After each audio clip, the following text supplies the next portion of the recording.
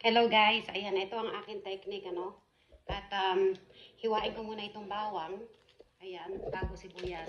Kasi pag hiniwa mo na agad yung sibuyas, bago yung bawang, kasi habang hinatagtag mo yung bawang, naamoy mo itong na sibuyas, ano. At may iyak ka. Yung aking technique yan, para hindi ako pinapaiyak.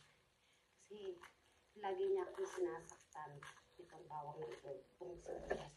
Sinasaktan niya lagi. Kaya ang ginagawa ko, kaya ko naman siyang hiwain ng hindi tignan. Yan. Diba? Kasi masakit o. Yan. Kulay yung nag-umpisa na siya.